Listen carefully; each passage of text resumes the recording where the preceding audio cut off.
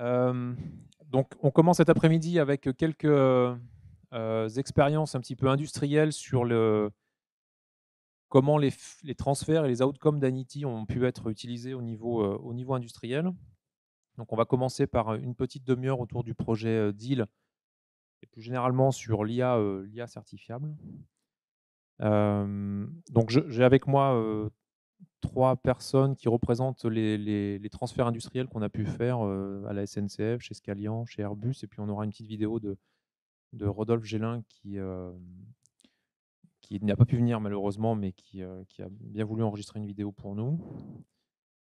Je vais essayer d'être très bref pour leur laisser un maximum de temps de parole. Je voulais juste commencer par introduire un petit peu l'écosystème de l'IA critique à Toulouse. Donc, vous savez qu'on a construit un écosystème qui est devenu assez puissant sur l'IA pour les systèmes critiques, au travers de plusieurs programmes, en fait, dont j'ai mis les plus emblématiques ici. Donc, le projet DEAL que vous connaissez et dont je vais dire quelques mots encore après, mais pas seulement.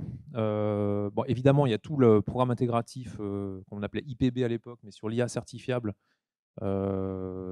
qui venait aussi amener toute une composante recherche avec 8 chaires de recherche, une quarantaine de chercheurs, 25 PhD et postdoc qui travaillent dans le sens de plus de certifiabilité pour l'IA autour d'un certain nombre de thématiques, hein, l'optimisation, l'hybridation avec les modèles physiques, les biais, l'explicabilité, etc.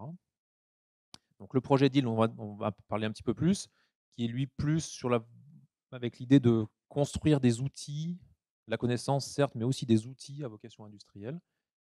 Et puis le projet Confiance, pour lequel on a un plateau ici à Toulouse entre 15 et 20 personnes, qui a vocation à faire de la pré-industrialisation des outils qui sont développés, alors pas forcément que dans Anity, hein, partout en France, mais dont finalement DEAL et Anity sont un des plus gros fournisseurs de technologies.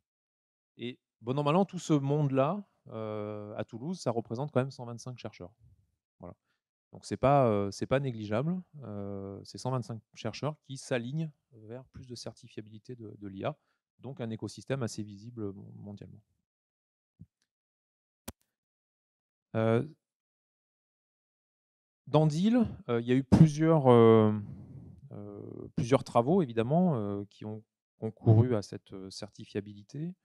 Des travaux de recherche d'abord, donc plus de 80 publications, dont un certain nombre de rangs à étoiles, hein, donc avec une certaine reconnaissance, et puis un taux d'acceptation dans les meilleures conférences qui va vraiment croissant avec les années, donc signe finalement que la production s'améliore. Et avec un taux de publication en co-auteur académique industriel qui est aussi relativement élevé. Donc ça, c'est intéressant de voir qu'à la fois les problématiques industrielles induisent finalement des problématiques de recherche extrêmement fortes, pertinentes, suffisantes, en tout cas suffisamment pertinentes pour que ce soit publiable au plus haut niveau.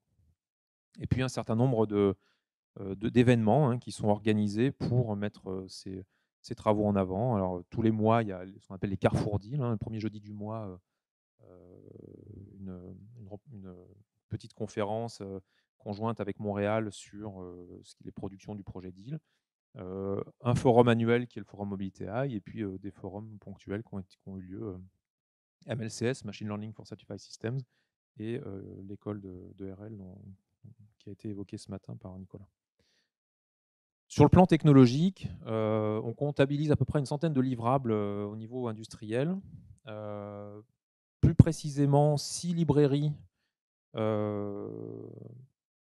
dont je vais dire quelques mots après, qui ont été mis en open source. La plupart des travaux qui sont faits dans DEAL sont très ouverts, à la fois les publications, mais aussi les librairies qu'on développe, on les met classiquement en open source. Et puis une bonne dizaine de use cases industriels qui ont été mis en œuvre, apportés par nos industriels, dont un des derniers en date, c'est le dataset LARD, qui consiste à faire de la détection automatique de pistes d'atterrissage en phase d'approche. Donc, sur le plan des applications, du coup, on travaille beaucoup sur les enjeux de certification. Donc, on a une mission un peu plus système qui s'appelle la mission certification, qui a vocation à voir comment les besoins systèmes induisent des besoins au niveau algorithmique, au niveau mathématique. Donc, c'est C'est quelque chose qui a été traduit dans le livre blanc qui a été rédigé il y a 2 ans. Et puis beaucoup d'interactions avec les écosystèmes de certification, donc les organismes qui sont là pour certifier au niveau avion, voiture, train, les systèmes. Et donc, ils se posent, eux, beaucoup de questions sur ça veut dire quoi certifier un système qui embarque de l'IA. Donc, on est en contact notamment avec l'EASA pour la partie aéronautique, mais pas seulement. Voilà donc un petit panorama des différentes librairies qui ont été mises en open source sous la première phase du projet DEAL. Donc des librairies autour de l'analyse des biais dans les données pour qualifier un petit peu comment les données influencent les algorithmes et comment est-ce qu'on peut garantir que les biais ne seront pas pénalisants à la fin. Une librairie autour de l'explicabilité des algorithmes en haute dimension, on va dire, hein, plutôt pour de l'image, mais pas seulement.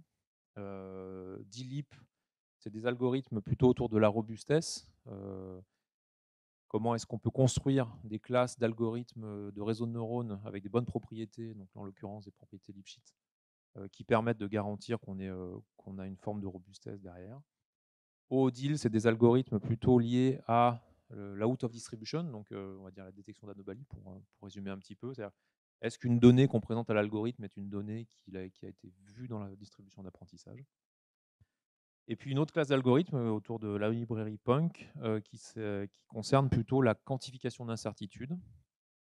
Est-ce qu'on est capable d'apporter des bornes théoriques aux incertitudes qui sont inhérentes à ces algorithmes-là, de sorte que derrière on puisse les mettre dans des systèmes avec une mesure de fiabilité qui soit fiable elle-même. Voilà, donc ça parle beaucoup de prédiction conforme à ce niveau-là. Je ne vais pas en dire beaucoup plus. Je vais passer la parole à Laurent qui va nous dire un petit peu, donner des exemples d'usage de ces résultats pour la SNCF.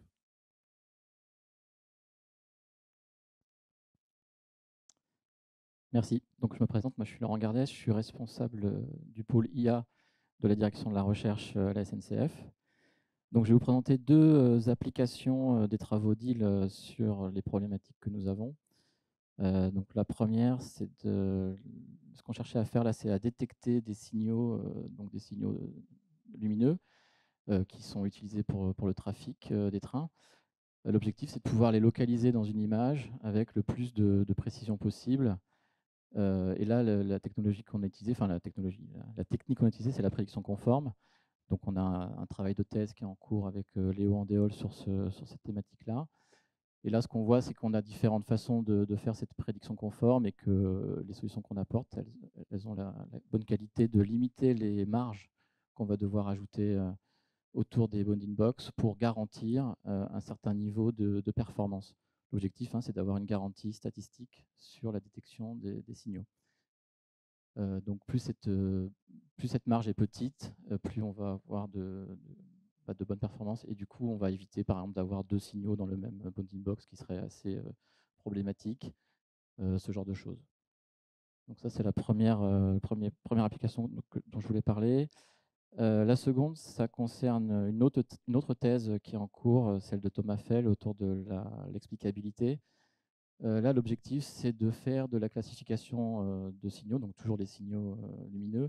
L'objectif étant de reconnaître la couleur du signal, donc bleu, non pas bleu, rouge, vert, jaune, blanc et violet. On a un certain nombre de couleurs dans le domaine ferroviaire, avec des combinaisons parfois de ces couleurs et puis des états de clignotement également à prendre en compte.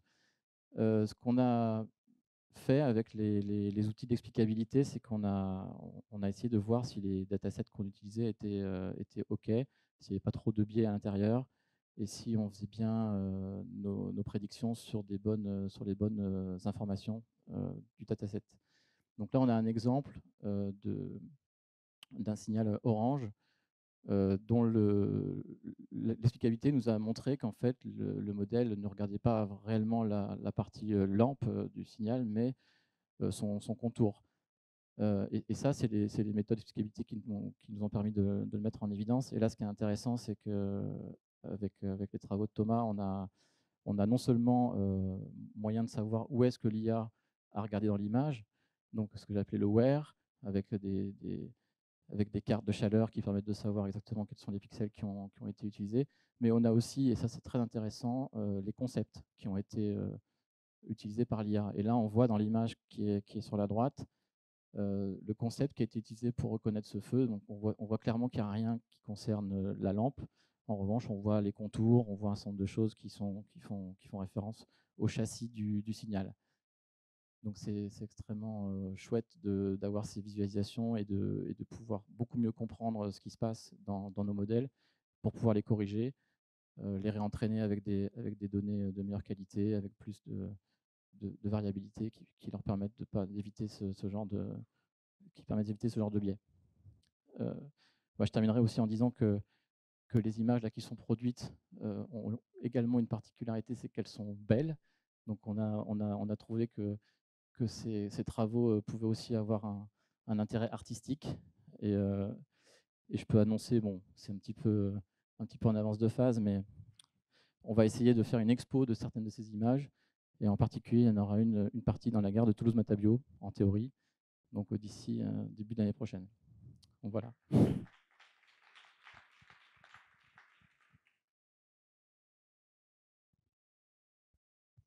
Merci Laurent. Je donne la parole du coup à Mélanie qui va nous parler un petit peu. Pardon, oui, tu seras en dernier, toi, Pierre. Mélanie qui nous parle des transferts vers Airbus, ou des exemples de transferts vers Airbus. Bonjour à tous. Donc, moi, je m'appelle Mélanie Ducov. Je suis Senior Research Data Scientist à Airbus dans le centre de recherche et technologie. Et j'ai été mise à disposition par Airbus dans Deal depuis le commencement. Je fais un petit détour à l'ONERA. Aujourd'hui, je vais vous présenter un des défis qui a eu beaucoup d'impact sur des travaux en interne. Alors, on a eu l'explicabilité qui a eu beaucoup de valeur, mais un autre défi... Ah, c'est pas le bon. C'est quoi? Donc, je m'appelle Mélanie Ducoff. Une des librairies qui a été fournie par Deal, c'est la librairie DealLeap, dont le but est de contraindre dans le design des réseaux de neurones une certaine stabilité par la fameuse constante de Lipschitz. Donc, DealLeap, c'est une des librairies qui a été open sourcée par Deal, qui est non seulement disponible en TensorFlow Keras, mais aussi dans une version PyTorch. Donc là aussi, ça a été un effort qui a été fait par les chercheurs de l'IRT de comprendre nos besoins et les restrictions qu'on pouvait avoir dans nos frameworks. On ne va pas réécrire tous nos produits à chaque fois pour changer de librairie. Donc ça, c'était un plus qui a beaucoup été apprécié. Et il y a aussi l'excellence scientifique de cette librairie parce que de nombreux travaux, notamment publiés à NeurIPS ou à Eclair, se sont basés sur cette librairie. Donc on était tous d'accord sur la pertinence scientifique de cette librairie, mais il nous manquait un petit peu l'application sur un use case qui n'est pas ImageNet. Et ça a été entendu par l'équipe. Donc, vous avez entendu parler de l'ARD. On aime beaucoup l'ARD. Et l'ARD, en fait, ça nous permet de vérifier ou d'assesser qu'une technologie, elle est pertinente pour des futurs produits en interne. Donc, DealLeap a été appliqué sur l'ARD dans une première tâche qui est la segmentation sémantique. Donc, l'idée ici, ce n'est pas de localiser une piste, mais de déterminer en fait chaque pixel, si c'est un pixel de piste ou pas. L'avantage de cette représentation-là, c'est que ça nous permet notamment de localiser la piste, mais aussi d'en avoir la représentation géométrique qui pourra être utilisée dans un second temps pour de l'estimation de paramètres spécifiques à la piste. Donc, on savait déjà que les réseaux de neurones étaient capables de faire ce genre de tâches, mais on savait aussi que ces tâches, elles n'étaient pas robustes. C'est ça le problème qu'on a. Donc, ce que DealLeap et l'équipe autour de DealLeap a pu montrer, c'est que non seulement on est capable ici d'entraîner un réseau avec DealLeap qui est pertinent, avec des bons scores sur les métriques que nous, on regarde sur cette tâche, mais qu'en plus, en cas de perturbation de l'image, un réseau classique va complètement perdre la piste, alors qu'avec un réseau DealLeap, plus on va forcer la robustesse du modèle, plus on va être capable de... pardon, je ne trouve plus mes mots, plus on va être capable de garder la nature géométrique de la piste. On leur a dit qu'on ne faisait pas que de la segmentation sémantique, qu'on aimait bien la détection. Là aussi, ça a encore été entendu. Donc aujourd'hui, les derniers modèles de détection type YOLO ne sont pas compatibles avec les modèles d'ILIP, mais on a d'autres architectures qui le sont complètement, notamment celle-ci qui s'appelle le FCOS. Donc, dans l'équipe d'ILIP, il y a eu un entraînement de ce type d'architecture avec la librairie. Donc là encore, on a pu voir que c'était possible sur nos données. Et l'équipe a regardé plusieurs types d'attaques. Alors, je ne vais pas aller sur l'ensemble des attaques, mais il y en a une qui s'appelle Vanishing Attack pour les détections d'objets. Donc, l'idée, c'est de se dire qu'on va perdre la localisation d'un objet dans l'image, donc avec ces fameuses bounding box. Et là, je ne voulais pas non plus être trop dans le rêve. Donc là, ce qu'on voit, c'est qu'on a deux réseaux, un réseau classique et un réseau qui a été entraîné avec DLIP. Donc pour les deux types de perturbations, les deux réseaux perdent la piste. Par contre, ce qu'on ne voit pas forcément super bien sur ces images, c'est qu'un réseau classique, la perturbation, elle va être sur l'ensemble de l'image. Donc une perturbation non structurée, vraiment étalée sur toute l'image, peut faire qu'on perde la piste, alors qu'avec un réseau DLIP, on va vraiment avoir une perturbation qui va être structurée, donc qui va être en fait au niveau de la piste. Et ce qu'on voit, c'est que l'attaque va s'efforcer d'essayer d'enlever les marqueurs de la piste ou de flouter les contours. Et ce type d'information nous donne aussi une sensation de confiance dans le modèle, parce qu'on comprend bien que si on vient perturber l'image sur l'information qu'on cherche, oui, on peut comprendre que le réseau il perd la détection. En conclusion, j'ai choisi un petit peu d'argumenter sur ces travaux-là, parce que non seulement l'équipe de robustesse a pu fournir des méthodes état de l'art et contribuer à l'état de l'art, on a aussi une application sur un use case industriel tout à fait pertinent dans la roadmap d'Airbus, mais on a aussi une librairie dédiée, et c'est des travaux qui vont être poursuivis et enrichis, on croise des doigts normalement, dans une chaire d'Anity 2, et avec des synergies sur d'autres techniques de robustesse, type la vérification formelle. C'est tout pour moi.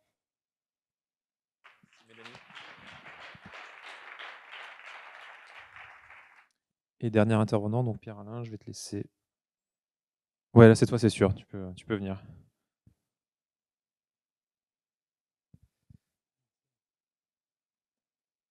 Alors, bonjour, merci à tous. Donc, moi, je suis Pierre-Alain Bourdier, donc je suis directeur adjoint à la R&D pour le groupe Scalia, qui est une société de conseil.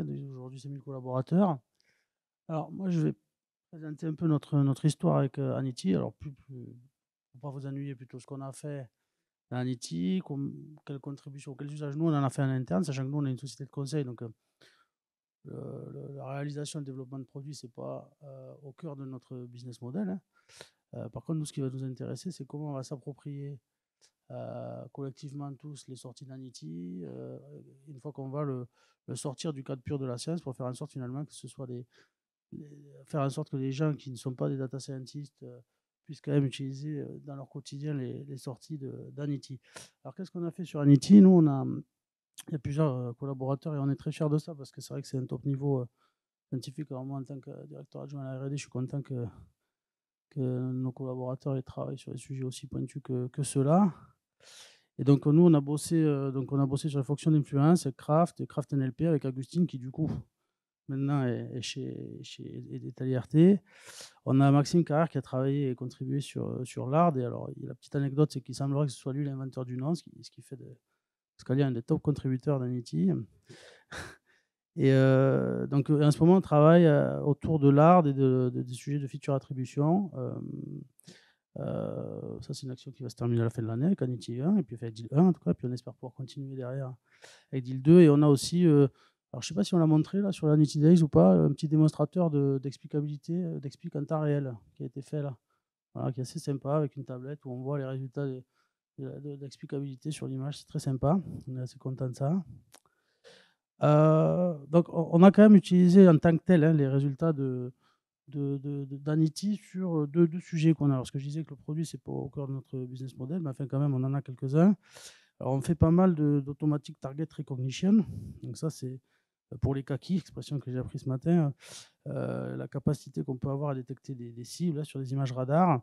Donc, on a une solution qui permet de générer, on a un simulateur finalement, à travers lequel on va générer un ensemble d'images de cibles. Et ce qu'on fait, c'est qu'on va, utiliser l'explicabilité pour mieux comprendre les bugs finalement de la façon qu'on a, dans la façon qu'on a de générer ces images, et pour pouvoir générer des images qui soient finalement plus utiles, in fine, à notre sujet qui est la détection de cibles. Et puis après, on a un autre usage finalement sur du positionnement de précision. Alors justement, le précision est entre guillemets, c'est-à-dire qu'on cherche quand vous faites de la localisation, je peux me parler de ça, de la localisation de tuyaux sous-sol, de conduite souterraine, type les réseaux, les fluides, les gaz, etc. C'est intéressant de faire ça par réalité augmentée, sauf que le sujet, c'est évidemment, on veut du matériel qui ne soit pas très cher, donc avec des GPS qui sont de mauvaise précision. Donc on va faire la fusion de capteurs pour corriger, d'avoir une position la moins déconnante possible, sachant qu'il y a des conséquences juridiques si on creuse au mauvais endroit.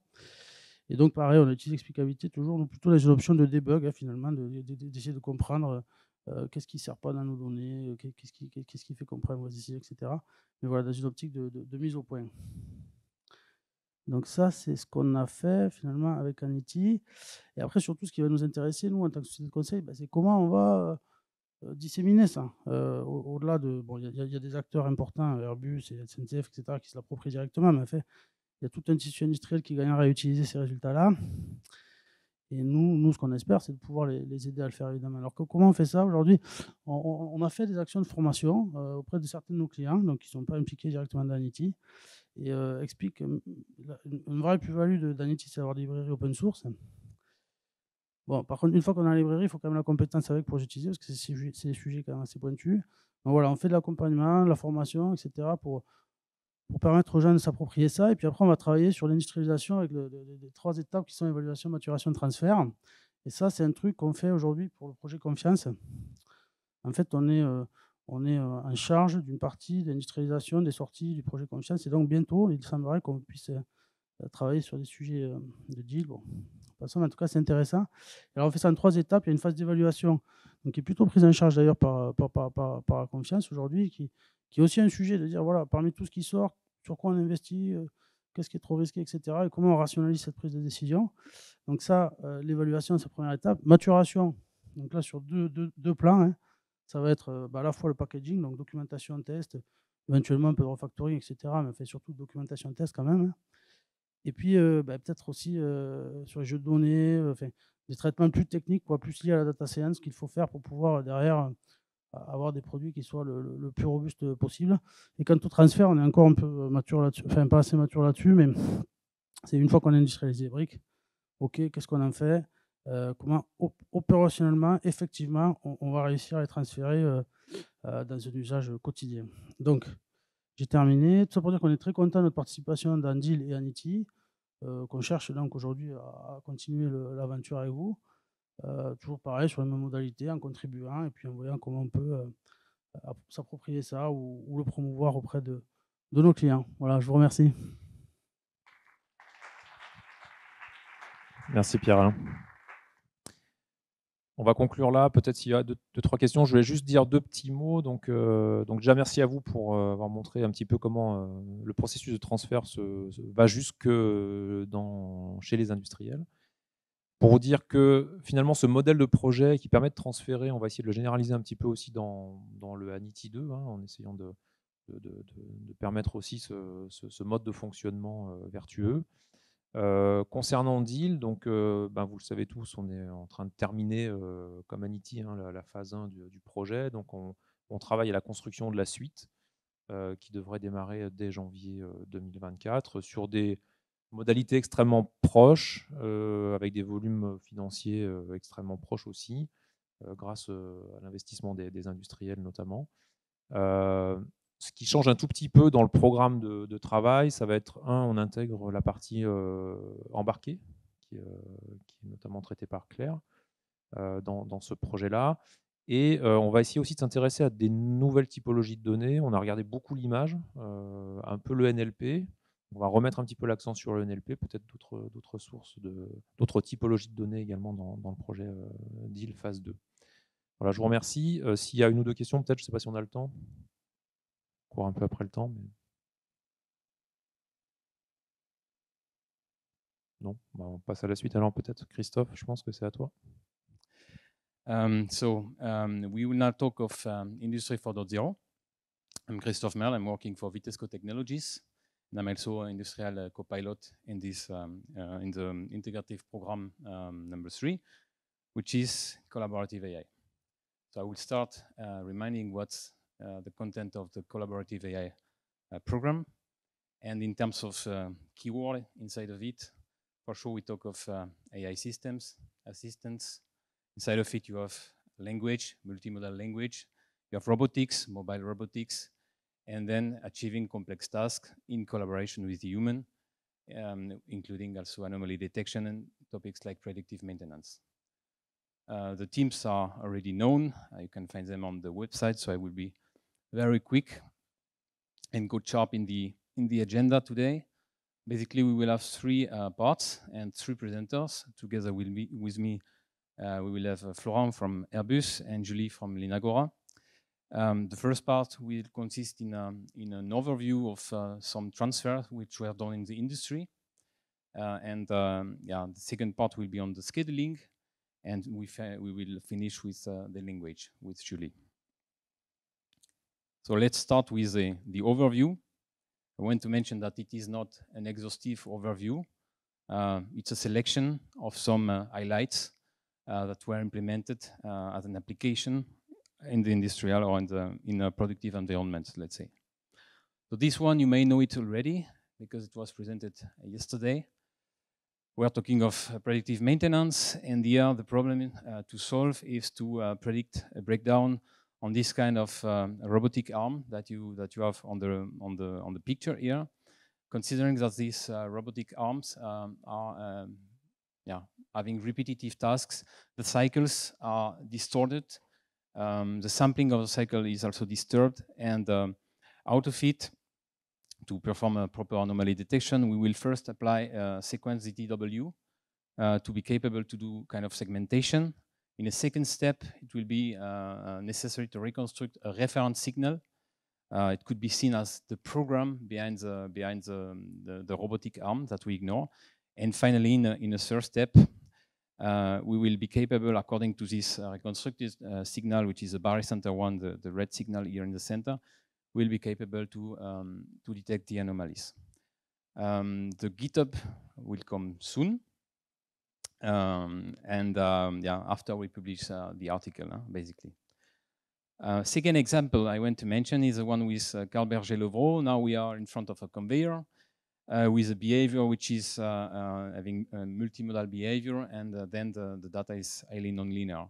Here the strategy is to apply a Christoffel function with 2 steps. So the first step will consist in detecting the support of mu here, and this will give us on the right side, if we observe this map of intensity versus speed, which are 2 parameters out of the conveyor, we will identify some dots which are somehow suspicious. And the second step will consist in exploiting the property of the Christoffel function, which brings exponential growth outside omega. And with this, we have the dots on the right side, which are circled, which are confirmed anomalies. Again, anomalies, dynamic double anomaly detection. Now we move to the space. You could tell me this is not industrial. Yes, that's right. But the transfer to industry can be quite easy to envision. The description here is to provide an online dynamic clustering of certain phenomenon to detect anomalies on the electronic circuits, basically the components which are installed in the satellites. And the problem is that they are getting injured by spatial radiations. So these spatial radiations consist in short circuits that will, in the end, increase the current that we measure. So now if you look to the curve on the top right side, the first step will consist in detecting the jump in this current. The jump will refer to a certain short circuit. The stage 2 will be to apply here outer signal finners detection. So, for example, the amplitude, something easy to detect. And finally, in case nothing was seen with these 2 steps, we apply a third step, which consists in analyzing inner parameters like the frequency of the signal. So this is frugal implementation. This is online. And here you can find also the Git repo. Another one is about photovoltaic panels. This is a building of CNRS, ADREAM. And again here, it's not directly industrial, but the transition is quite easy. In fact, in the center, the challenge here is to detect so-called snail trails, which are micro cracks happening behind the panel. In terms of behavior, in terms of signature, they are very close, as you can see. Here they are very close to the LC panel. The problem is that if you don't detect them, fire can happen. So here the approach is the novelty of the approach consists in the acquisition of the data, the feature extraction, and then the method, the software with adaptive diagnosis algorithm. So unfortunately, I cannot share the Git here because it's confidential. There is patent pending on it, but this was also feasible through the ANITI.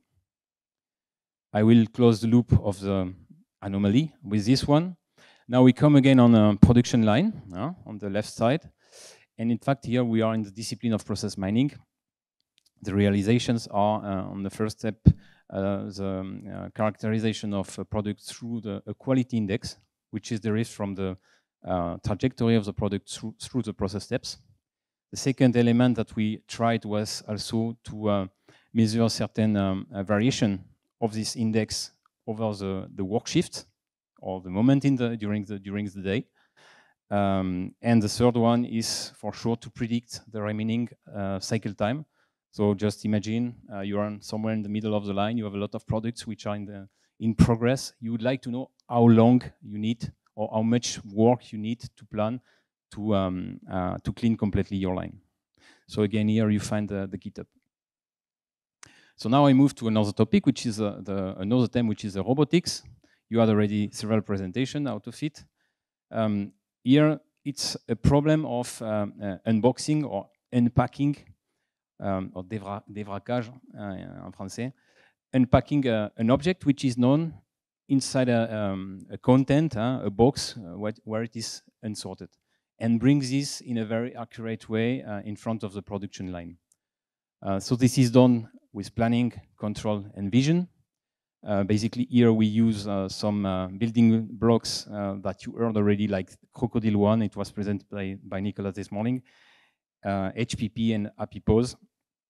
So it's about optimal control and vision. Okay, so another one in the robotics is the example of this joint lab, Dynamograd, the joint lab between the LAS CNRS and PAL Robotics. In French, it's two words. Here, it allows to do some shared development in the locomotion algorithms.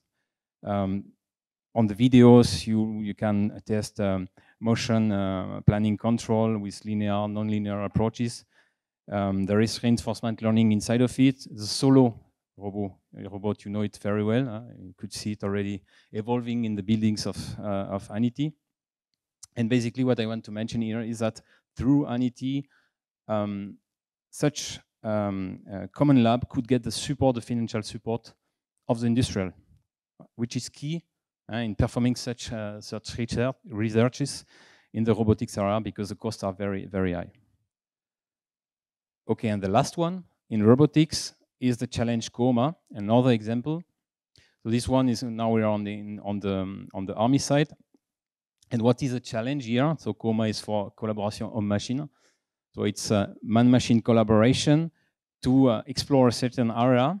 So imagine you have people inside a vehicle. They don't have access to the exterior. They don't have any window. And they will simply rely on the information coming from the robots or the drones. So it's a multi-agent system which is deployed of robots and drones on land and in the air. And through this, they are capable to achieve a certain target. So you will find the video here. But basically, this is also something that was made feasible through ANITI. And I see here also Scalian. So maybe this can be mentioned that Scalian was involved in this challenge. So this closes the part one. I will now hand over to Laurent.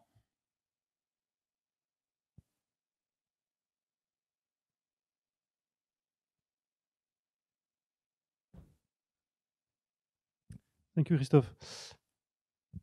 Yes, thanks. Yeah, I realized that I forgot to present myself this morning. So I'm working in Central Research and Technology in the same artificial intelligence department as Melanie. And so, in case you would not have understood this morning's talk, I will redo the same now.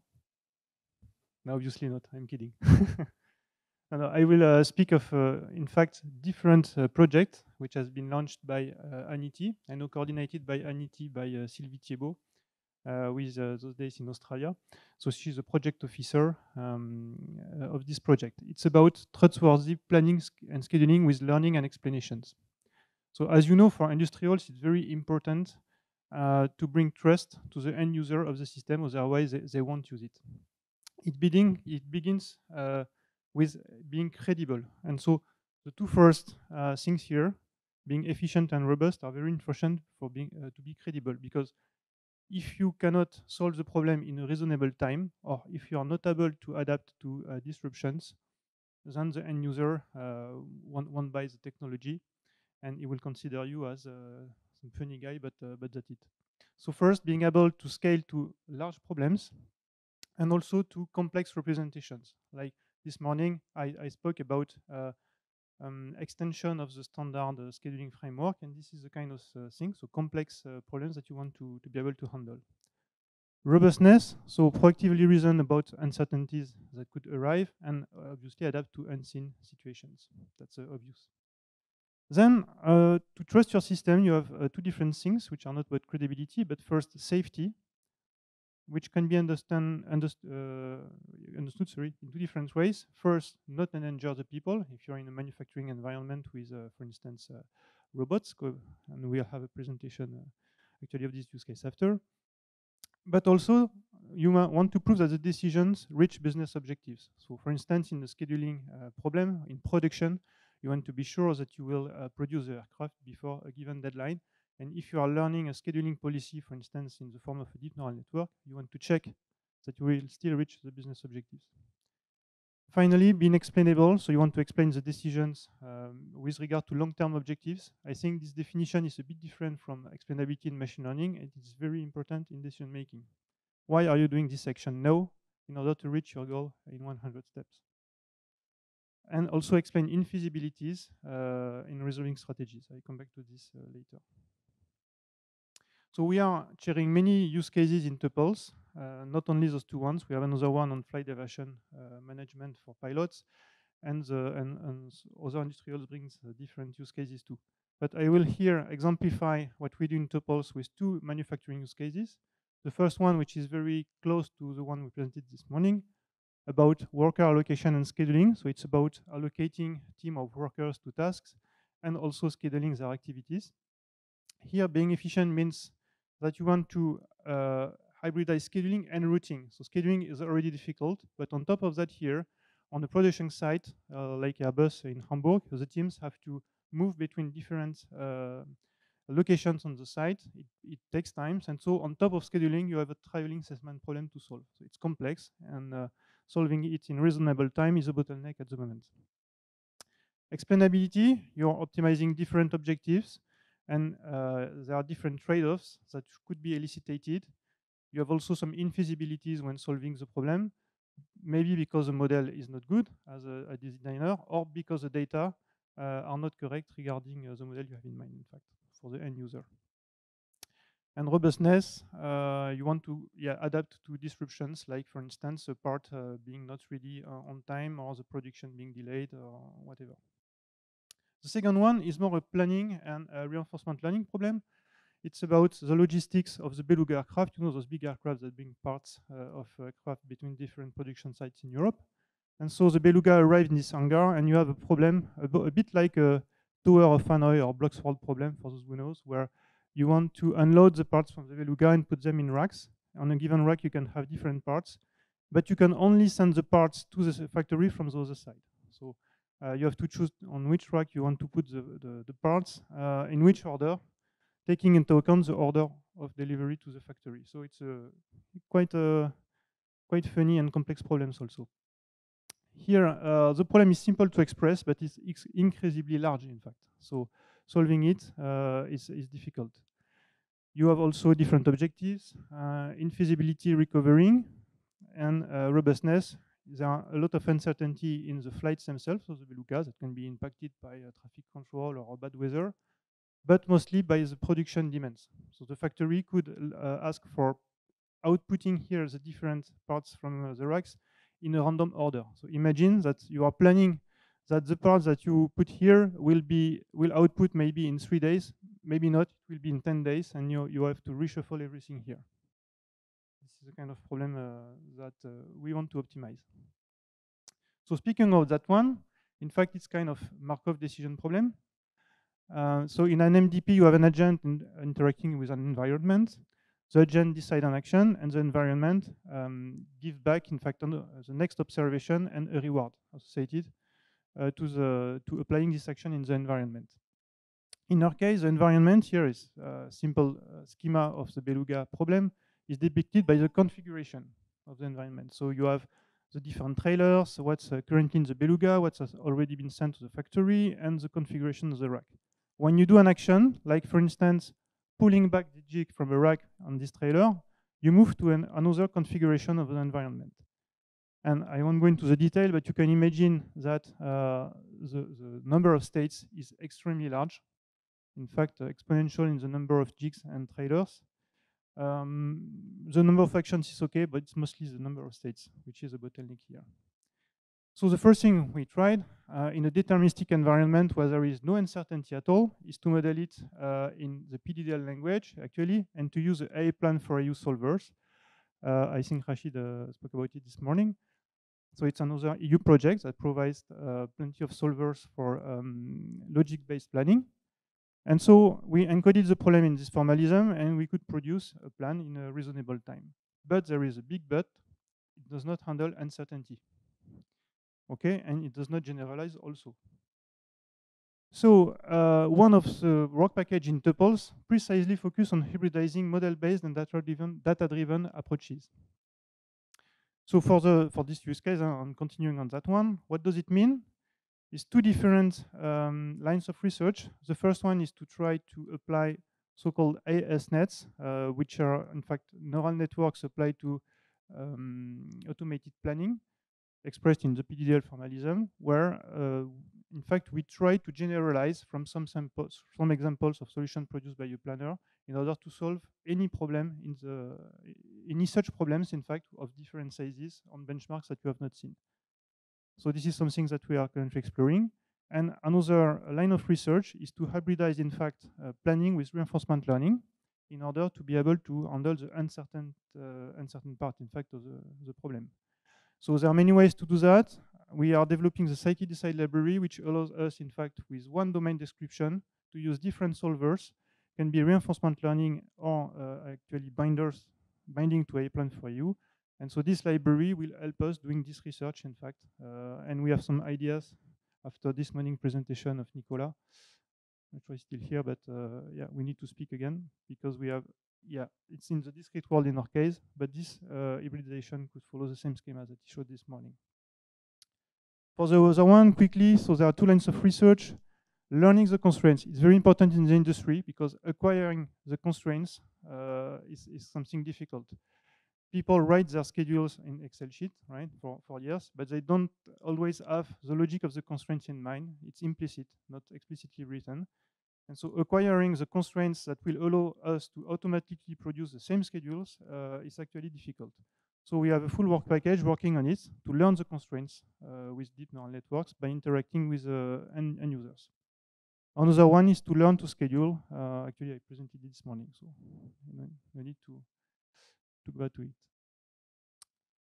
Another thing which is important is explaining infeasible schedules. So it targets two kinds of people. First, the designers. The designers of the scheduling engine have to model the problem in constraint programming or in operation research. And you can do a lot of errors when doing this kind of model. And so in the development phase, it's important that you have tools that can help you, in fact, see different infeasibilities. Can be, for instance, minimum unsatisfiable sets, which are in fact subsets, and there are plenty of them, such as if you relax one of the constraints in the subset, then the subset becomes feasible. Not the whole problem, the subset. You have also minimal correction subsets, where it's a minimum subset, a set of minimal size of constraints that if you correct or relax of them, then the problem becomes feasible. And so we developed, in the frame of the project, an interactive constraints relaxation tool that guide either the end user if the data is not coherent with the model, or the designer in development phase, by asking questions, in fact, to the end user, which constraint you want to relax. If you relax that one, then you need to relax those other ones, and so on, until finding a valid solution, and with some graphical interface that helps the end user. It's not rocket science, but it makes the link between the rocket science and the end user. The planning engineer who does not know nothing about decision making to find a solution. Much more, and I don't have time to speak about it. But part of tuples is explaining the trade-offs between conflicting objectives for scheduling and for planning. And we have Rebecca here working with Sylvie Thébault in LAS, which is helping us on the Beluga use case. Also checking deep learning scheduling policy performance with the team of Jörg German in University of Saarland. And I think they maybe have a technology that can be used by Nicolas Mansart, who presented this morning a case where it can be dangerous sometimes to apply some deep learning policies. And here, in fact, the objective of this work package is to prove properties on the goals that you will reach using a deep reinforcement learning policy. I mean, proving it formally. And finally, we can use user study experiments with psychologists from the University of Bologna, who help us elicitate the acceptability properties that the end users want to see, and that we then translate into robustness and safety properties that we can prove algorithmically. And so all of this brings us hopefully to Heroic, which is about, you have the text here, hybridizing learning, search and combinatorial optimization for industrial decision making, where so we share those use cases, plus other use cases from other partners. So Vitesco, Liber, Sopra will, I think, join us too. And also Oncopol, with a nice scheduling problem for patient chrono scheduling. Slot scheduling, sorry. With 6 academical labs, 4+1 industrial use case. So we cross the finger, and we'll see.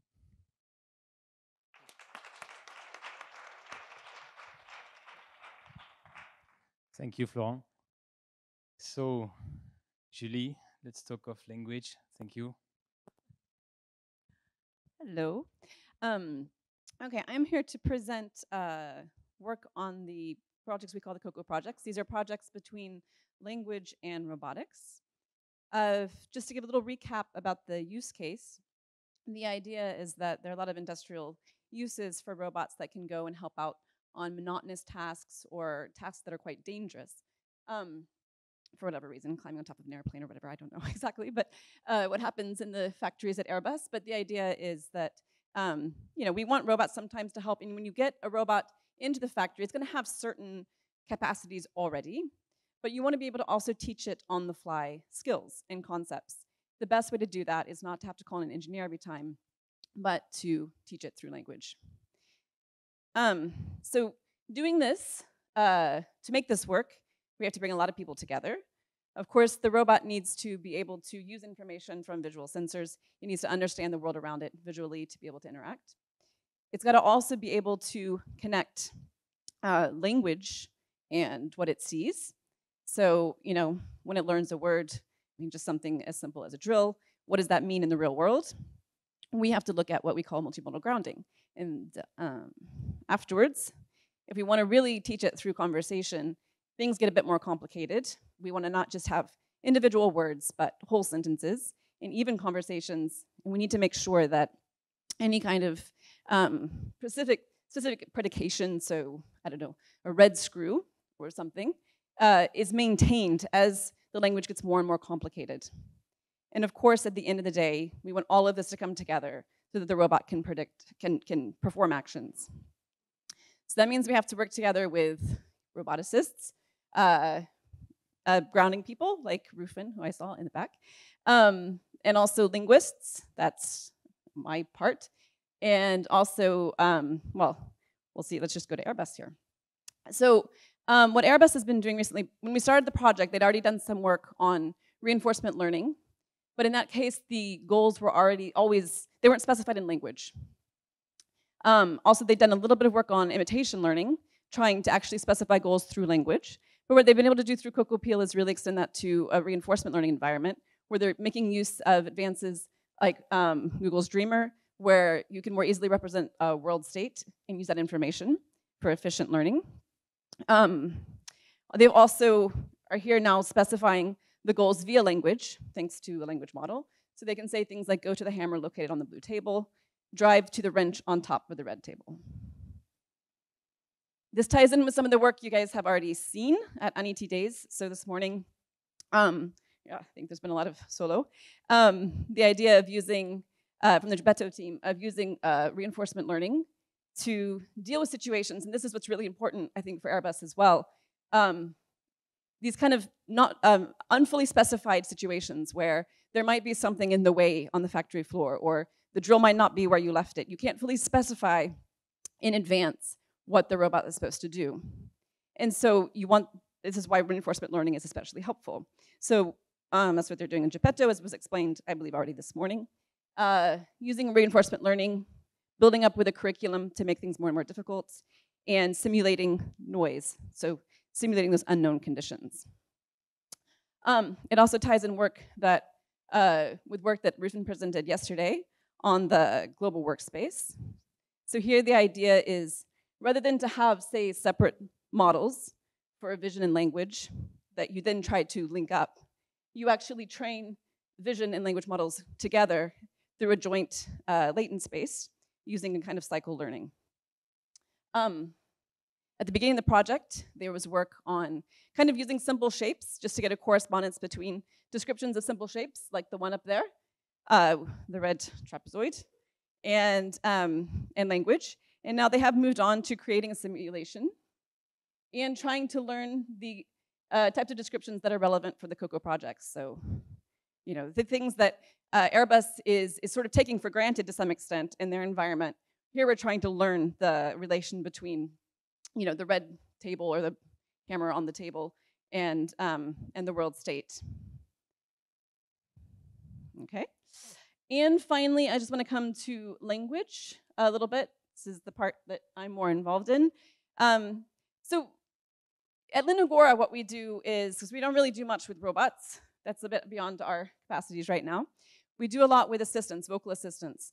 And why is the robotic stuff interesting for us? Well, because one day it would be nice if we could make assistants that were embodied. But there's another aspect to it, which is that actually having a language model that has to interact with the world and get things right in a certain way gives us a kind of external validation on the ability of the language model to understand language. So when you use a language model to make generative tasks, sometimes what comes out at the end, you know, it's important that you get it right, but there are many different ways you can get it right. If you're making a summary or something like that, there are many different ways that the summary can be correct. It makes it very hard to evaluate what the model has understood. Though we do see that there are cases in which the model will infer things that are incorrect, say false things, and all that stuff. With these kinds of tasks that we have in the COCO projects, it's interesting because things have to be very, very precise. If you say use, you know, 5 screws, or, you know, tighten every screw on the door, it's very important that, you know, the 5 screws be used or every screw be tightened. It has to be exact. And we also have, because of the kind of situations we're dealing with, oftentimes we do have ground truth that allows us to evaluate understanding. So what we've done on the language side is looked a lot at how these language models out of the box can understand predicate argument structure. So if you are telling it, you know, if you're talking about a red screw or something like that, to what extent does it make the right inferences about the color of the screw? In what contexts can we count on it, and how can we screw up those inferences as well? So we've done a lot of probing. We've looked at different ways in which you can sort of ask questions, you know, something like, was the car red versus was there a red car, and how that can have an impact on inference. It shouldn't have an impact on inference, but it does. We've made also some more logical and abstract arguments for why language models in and of themselves are not really well designed for very precise concepts. And so we need a combined hybrid approach. And then finally, the most recent work is moving on to conversation. So the work at the top is really about just, the red screw. Now we're moving to conversation. On the right, you see a representation of a graph where you have, say, an action performed by the robot that is then corrected with an explanation afterwards. These kinds of important connections we're trying to learn. So our recent efforts have been on, we have annotated a corpus on this, which took a lot of work, and built a discourse parser, and now we're trying to hook it up with an action model. And that's it for me. Thank you.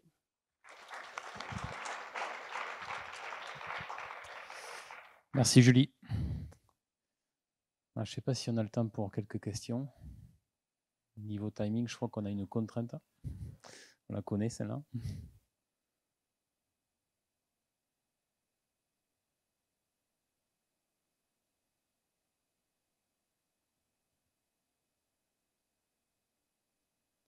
Sinon, qui est un suivant?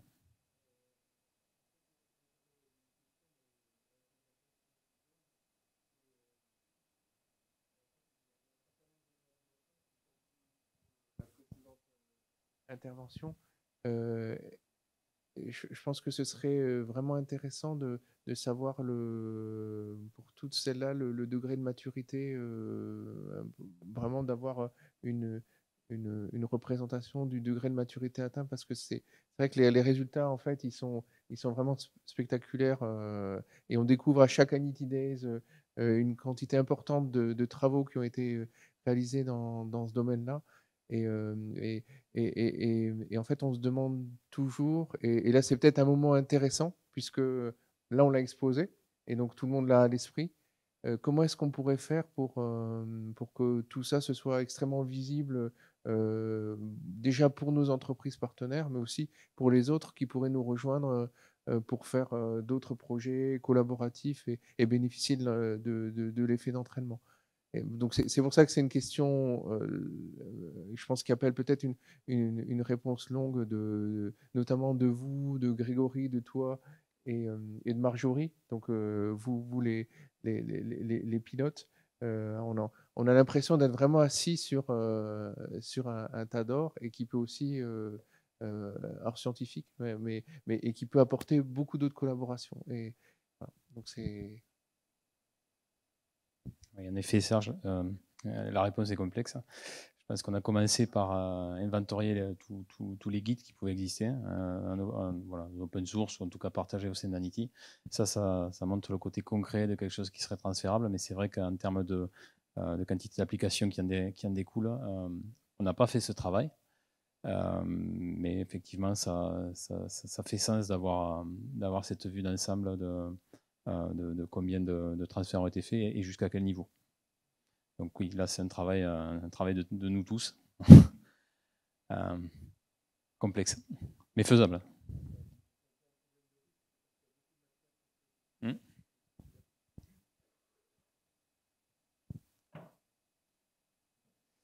Merci beaucoup.